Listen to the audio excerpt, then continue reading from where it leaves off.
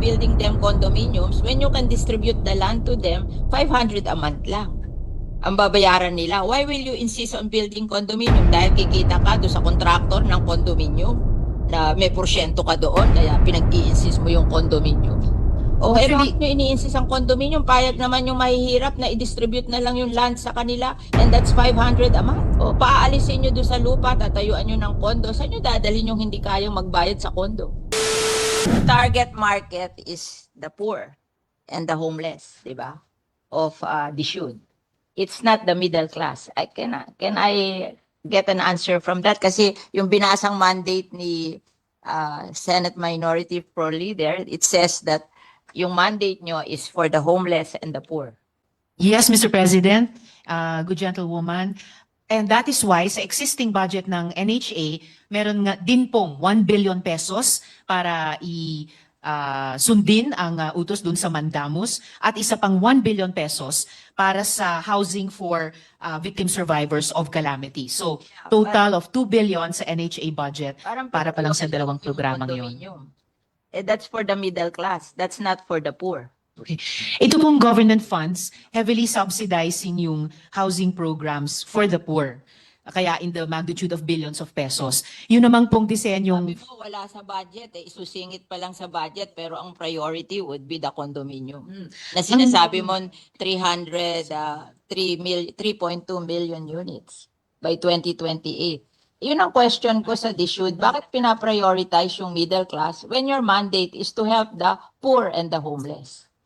Yung pong binanggit ko, Mr. President, na mga ipopropose pa lamang ng DSUD na public rental housing at saka yung dalawa pa.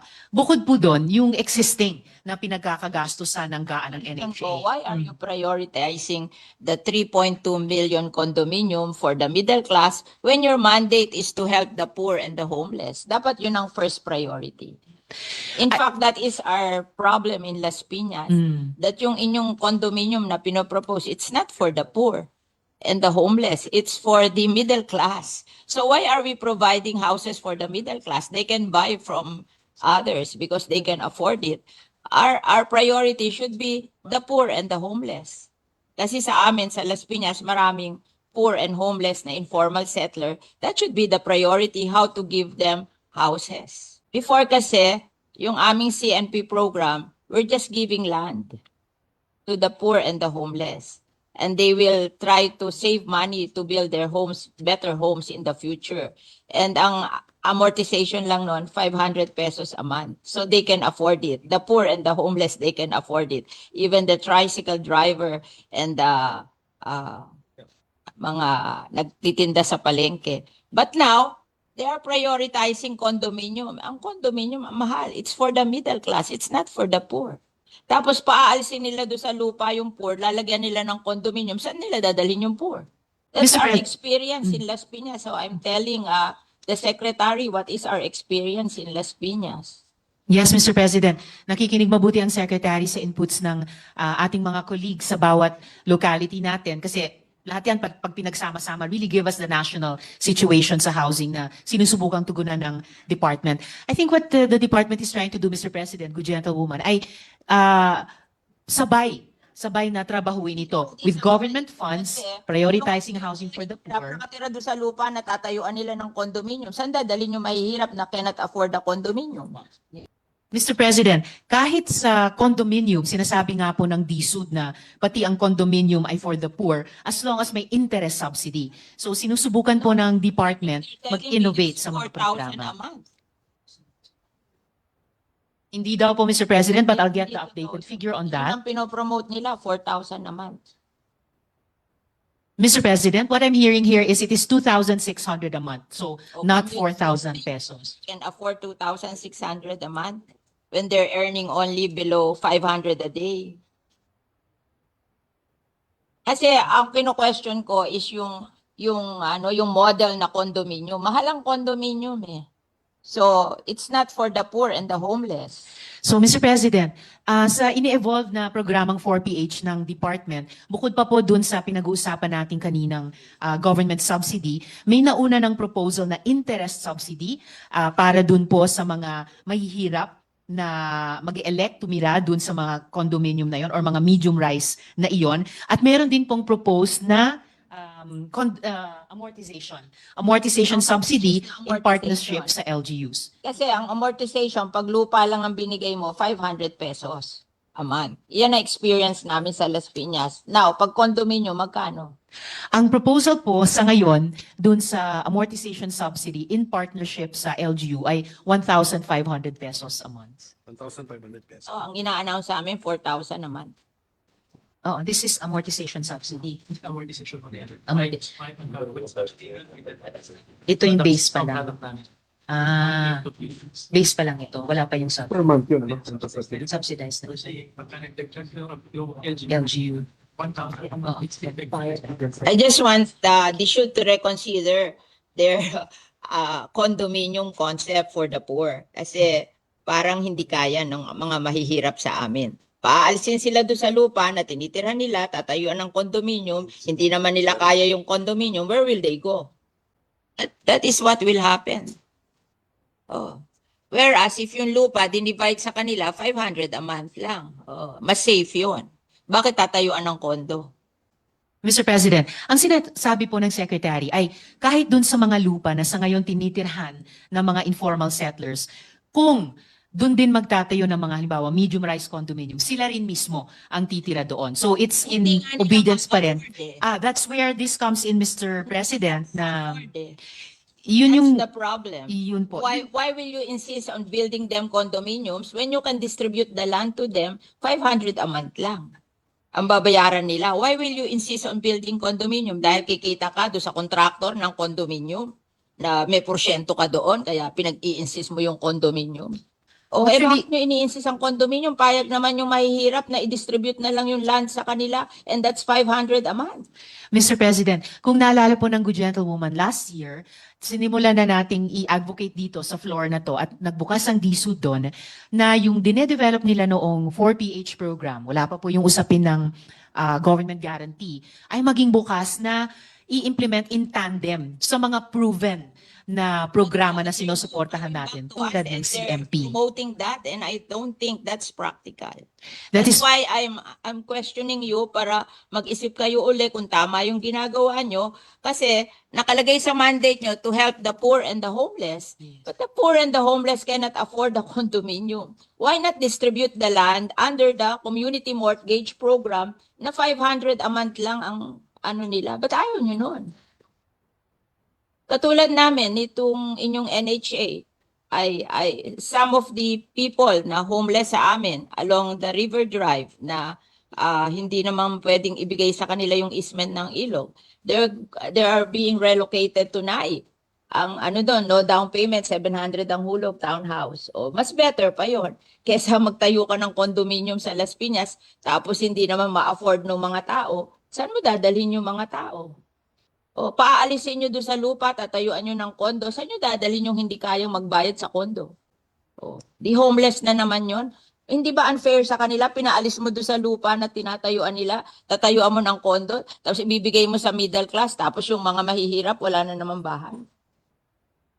You have to reconsider what you're doing. I think it's wrong. Yes, Mr. President. I think sa tulong ng Senado, dito sa mga budget plenaries natin, isusulong natin yon. Hindi lang yung reconsideration, pero yung redesigning din mismo ng 4PH program. I think we have done the community mortgage program Yes. in Piñas for I think 30 years. And it's very successful. We just give them the land. They don't want the condominium. They just want to have a land to build their houses on. And if they cannot build nice houses today, they'll just try to earn so that in the future they can build houses in the land. But what they want is the land. That they will not be hindi sila magigibado sa land where they are staying now. And they're willing to pay for the land. Why don't we do that? Why do we have to build condominiums on their lands which they cannot afford? Yes, Mr. President. If I may, I think napakalawak ng suporta nating mga senador sa CMP, for example. And dahil paulit-ulit natin ini-impress yun sa DSUD, kaya rin makikita po natin historically, sa budget na nire-request nila sa GAA, ang lakas po ng hinihinging suporta para sana halimbawa sa CMP. Pero kakaunti lang po ang actually na naibibigay mula sa DBM hanggang sa final na GAA. Halimbawa po mula 2016, nag-propose ng funding ng, this is 1 billion, right? 1 billion pesos hanggang sa 2024, hiniling ang 13 billion pesos, pero ang naibibigay lang halimbawa o naibigay pala nitong 2024 GAA ay 126.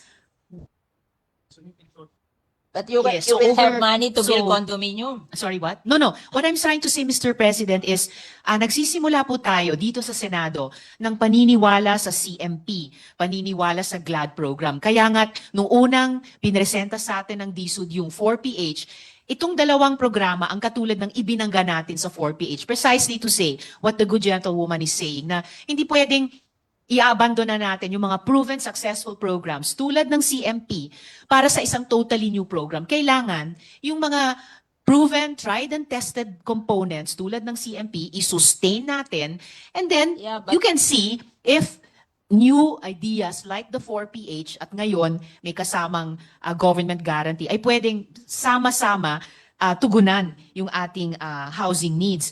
Ganon din po ang nagiging karanasan but if we historically. have land there, Ano po? and they can buy the land and Well- distribute it to the poor, why will we have to build condominium which they cannot afford? Just Opo. give them the land.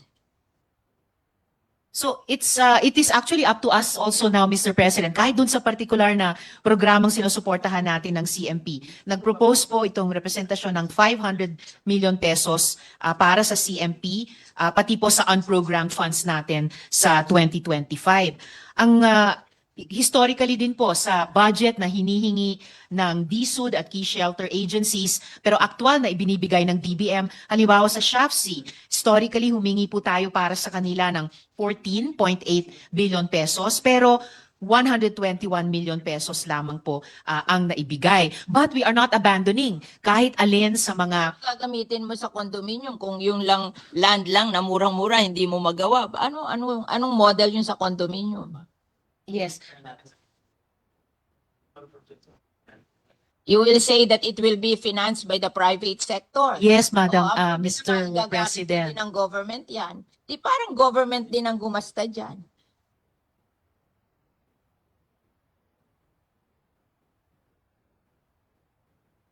Kasi kami, in Las Piñas, we're very successful sa CMP program. The poor can afford that. Why are we abandoning it at gusto natin tayuan ng condominium when it's more affordable for the poor? Mr. President, if I may make a few more points of record para lang makompleto din itong discussion namin ng good gentlewoman. Ang priority po ng DSUD kasi hindi yung lupa lang. Gusto ng Secretary ay pag bumili ng lupa, magtatayo din po ng bahay in various forms. Yung forms na gusto natin sa CMP, sa GLAD program ng SHAFC, and ang tinetest natin ay kung pwedeng i-complement yan nitong 4PH na may government guarantee. Condominium kung kanila. Kaso kukunin nila yung lupa ng mga informal settler. Tatayuan nila ng condominium. Where will the informal settler go?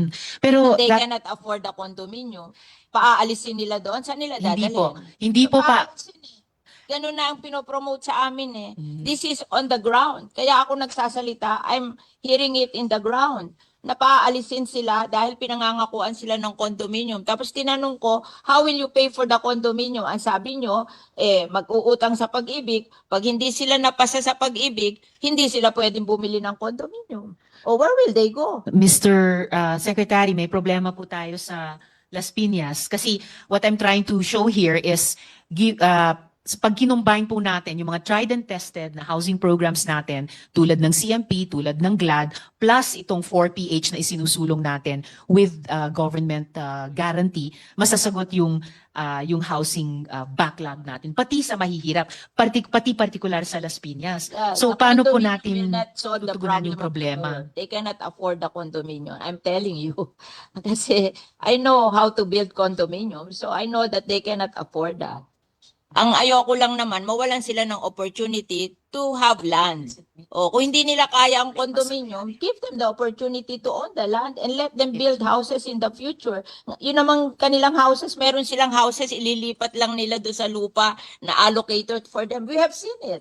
Actually, Mr. Homes are 4 stories kasi dahan-dahan nila 30 years, dahan-dahan nilang binil. Precisely, Kasi- Mr. President.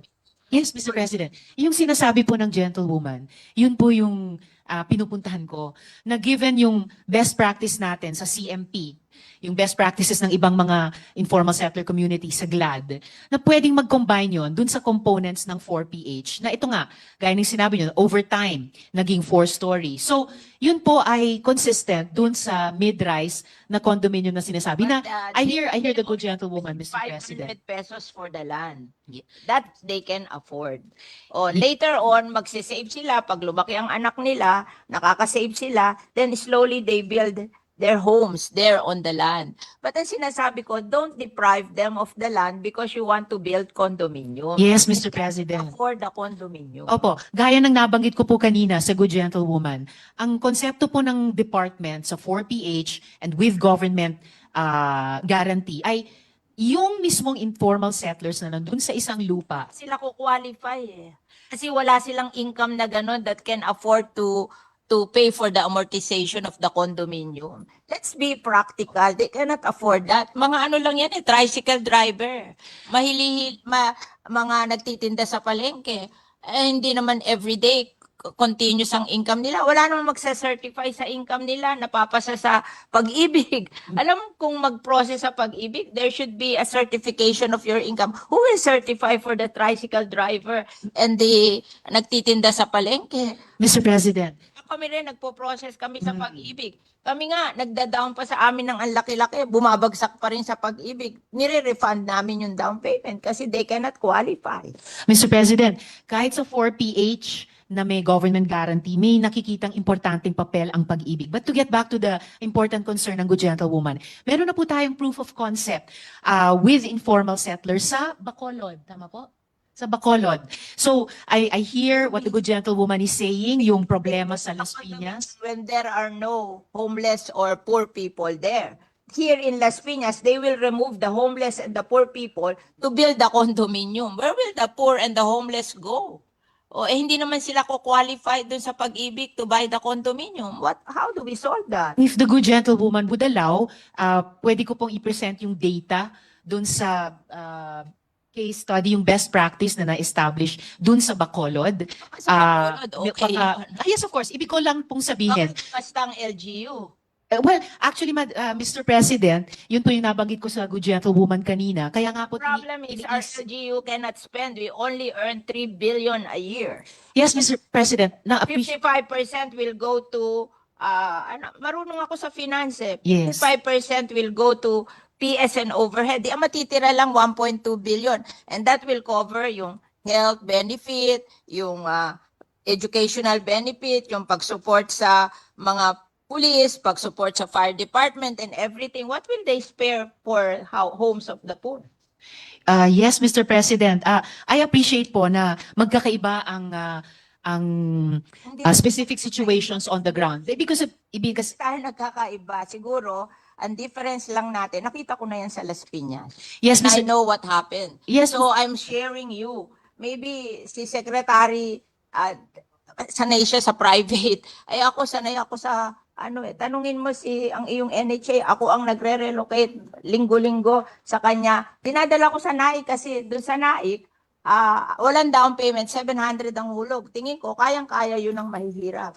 Bakit ayaw gumawa ng programang gano'n na kaya ng mahirap? Bakit pipilitin ang mahihirap yung mag-condominium which they cannot afford? Yun lang ang question ko. actually, Mr. Excuse President. me, with all due respect, Yes, Mr. Senator President. President, Cynthia, with the, I can see Senator Nancy raising her hand. the permission of the minority Pilay. leader and Senator Villar.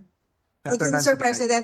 Hindi, gusto ko lang po itanong, Mr. President, aside from the monthly amortization, magkakaroon din ba sila ng parang association dues? Kasi alam mo natin, pag condominium, meron yung mga common area expenses. For example, yung ilaw sa hallway, I guess baka may mga areas na kailangan i-repaint or i-repair.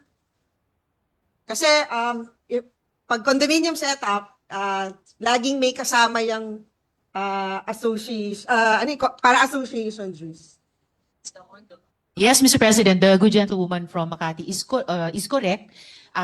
Pero inputted na po yun dun sa loan at mako-cover din ng additional subsidy, Mr. President. So dun sa 1,500, mako-cover na yung association dues. Yes, Mr. What is the President. 1,000? Who will manage that fund? Kasi alam mo natin, pag may association dues, there's a homeowners that manages the fund or building administrator na siyang hahawak ng pera. So, sino yung may ganitong role? Ang magkakaroon po ng ganong role, Mr. President, ay yung pag-ibig. Isa sa marami-raming importanteng papel na gagampanan nila. At ang function ng pag-ibig ang maging mag-manage ng association dues? Yes.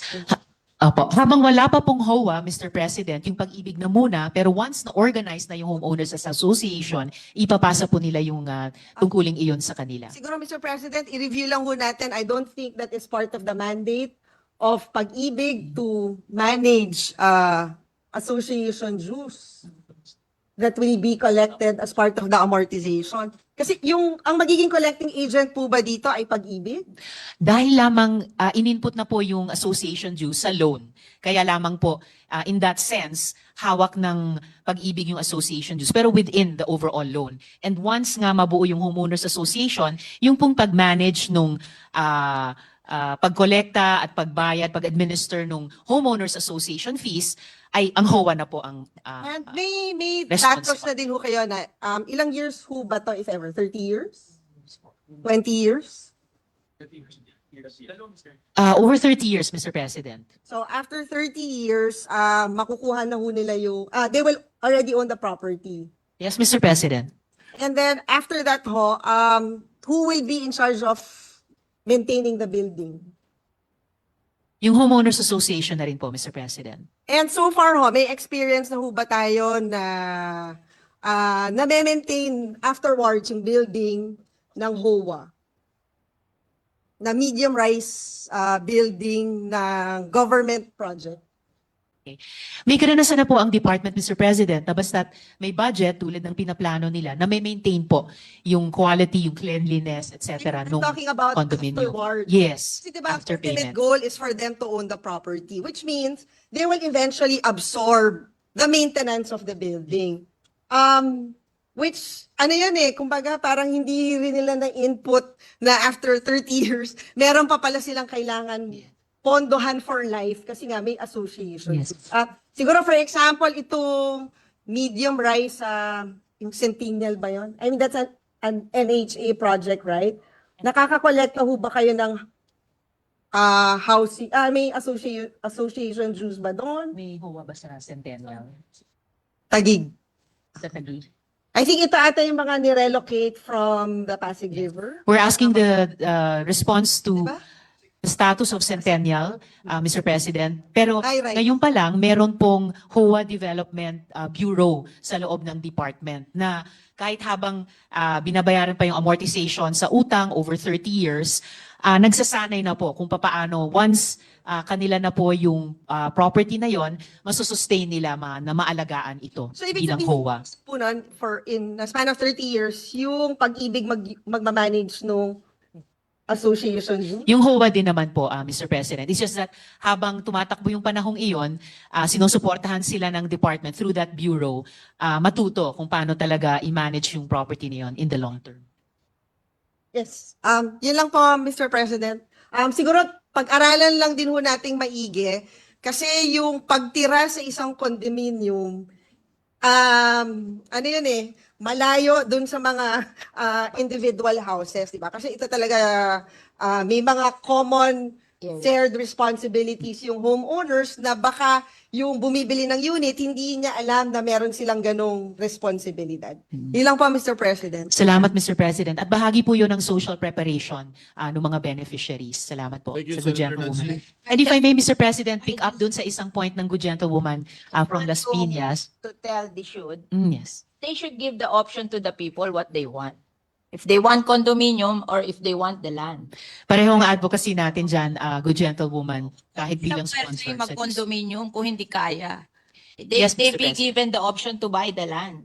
And then yung land na lang. Kasi sa amin, gusto lang nila kanila yung lupa. And mura lang yun. Oh, give them the option. Don't force them to buy from the condo because many of them cannot afford it. Oh, yun lang ang inaano ko sa inyo that after all, your mandate is to provide for the homeless and the poor. Eh bakit mo po persay mag-condominium yung homeless and poor if they cannot afford it? Oh. Oh. Yes, So, Mr. yung option na yun should not be removed from them kasi gagawin nila, tatanggalin nila yung mga homeless and poor, tapos tatayuan nila ng condominium, tapos hindi naman magkukwalify yung homeless and poor to buy the condo, where will they go? Oh. Yes, Mr. President. 100% nakikisa ang representasyong ito sa good gentlewoman sa ganyang advokasya. Please, At- na wag nilang bobolahin yung mga Yes. kahihirap na aalis kayo dyan, bibigyan namin kayo ng kondo. Akala nila libre yung kondo, hindi nila alam, babayaran nila yon and they cannot afford it. I know they cannot afford it. Oo. So, give them the option. Sila mamili kung gusto nila, lupa lang ibigay sa kanila o buildan sila ng kondo, di ba? And many of them would prefer na bigyan na lang sila ng lupa and mag-save na lang sila to build houses on the land in the future. Kasi nagawa na sa amin yon. So why are they changing the model? Yun lang ang question ko. Yes, Mr. President, and definitely the model is not being changed. May affirmation po tayo dito na CMP as an option will always be there and will not be abandoned. Nga lang kailangan talaga ng funding mula sa GAA na historically hindi po naibibigay. Pero patuloy po nating ilalaban na laging kasama po No. ang CMP. Uh, Pati po, we yes, can approach government financing institution to buy the land and then the people will pay amortization for the land. Hindi naman kailangan manggaling sa GAA yun eh. If you will arrange that Pag-ibig will buy the land and they will pay amortization to Pag-ibig. Oh, they don't want the land for free. They just want the opportunity to be able to pay amortization on the land. Kasi mas mura yon than condominium. Yun lang naman ang option na binibigay namin. Di naman sila naghahanap ng libre. They're willing to pay the amortization, but you give them a chance. May model na gano'n, na bibili ng Pag-ibig or government financing institution ng land, and then they will pay for it through amortization. And they were even willing to pay down payment. Eh, paano ba ginawa yung NHA na walang down payment, tapos 700 ang hulog, may mga, ginagawa, inililipat ko yun sa inyo sa NAIC eh. Di ba that's a better model? Imagine a townhouse, and our people from, they pay, they don't pay down payment, they just pay 700 a month. Tuwan-tuwa sila dun eh. yes, Mr. President, and actually hindi po nalalayo yung 700 pesos na sinasite ng good gentlewoman sa tinatansya din with amortization subsidy na babayaran kahit sa mga low-rise buildings bilang isa, hindi lang yung solong option sa 4PH dahil nga laging nandun pa rin ang CMP, laging nandun pa rin ang GLAD. 4,000. Hindi po, not according to this table ng DSUD. Okay. Kasi definitely, good gentlewoman. Mr. President. Just a point of order, Senator Sito, can you please use the mic so we can hear you? Thank you, Mr. Just President. protecting the people living on the informal settlers. They are being deceived that they will be given condominium. Akala nila free yun. Sabi ko, mahal yan. So, huwag kayo aalis dyan sa lupa kasi pwede namang ibenta sa inyo yan lupa. At yan ang hulugan nyo, mas mura. Oo. Yun lang naman yung option na yun. Kasi paaalisin sila eh. And pagpunta nila sa Las Piñas, kasama pa nila Shopsy. Oh. So, who are doing that? Mr. President, as I was saying kanina, bukod dun sa Kasama may yung mga contractor. Yung contractor nagagawa ng building. Bakit kasama contractor? Ha? Mr. President, Ano yan, negosyo? Na i-deprive ang poor ng mga lupa nila tapos ninegosyohin nyo yung lupa? Ano yon? Ba't may contractor at ibebenta? Sabi nila, how are you able to buy? You have to apply sa Pag-ibig. And if you're rejected, you are not entitled. Mr. President, as I said earlier, kahit kay Secretary mukhang may problema doon sa Las Piñas, and as in previous years, we should yes, well, it's a good example to gain practical lessons from. So baka kailangan nating tugunan on the ground. Pero gusto ko ring i-make of record na yung binanggit ng good gentlewoman na 700 pesos amortization ay hindi na po nalalayo dun sa nakikitang posible ng department with amortization subsidy. Lalo na kung in partnership sa LGU na may 1,000 pesos a month, nagsisimula yung amortization ng informal settler dun sa low-rise building at 800 pesos. And then further, tungkol po sa CMP at sa GLAD, para ipakita, i-make of record na hindi po talaga bibitawan ng DSUD ang CMP, hindi talaga bibitawan ng DSUD ang GLAD, at lalo na dahil tinutulak natin ng Senado, sila patuloy nilang iisipin paano gagawing complementary program. So isosustain bilang complementary programs kahit dito sa 4PH with government guarantee. For one, Mr. President, ang stage-wise na land muna ay ang CMP at ang GLAD. Nga lang, hindi yon bahagi ng 4PH, pero complementary po siya at taon-taon hihingian pa natin ng GAA support yan. At halos wala ding... Yes, Mr. President? The senators would want you to manifest in writing that the people, the poor and the homeless will have an option to choose whether they want a condominium or a CMP program. Parang Yes, very well taken, Mr. President. The Secretary is very willing to do that to our they want a satisfaction. formal manifestation in writing that the poor and the homeless can choose whether they want a CMP program or a condominium. Okay? So, may option. Yes, Mr. President. Yung paulit-ulit kong minamanifest during this interpellation so far, very willing po ang Secretary to put it in writing. Yung kanilang suporta at patuloy na paghingi ng GAA support para dun sa CMP at GLAD programs na alam nating may track record na tried and tested na mga modelo, Mr. President. Just further for the record, Mr. President, halos wala ding pondo ang CMP sa ngayon, except for loan repayments or reflows. And lastly, at this point, Mr. President, kaugnay din ng written commitment na i-accomplish ng Secretary, the Secretary has promised the committee to study the inclusion of GLAD. GLAD starts with just land acquisition. Pag ready na, bahin na. Tutuloy mo na. Salamat, Mr. President. Thank you, Mr. President.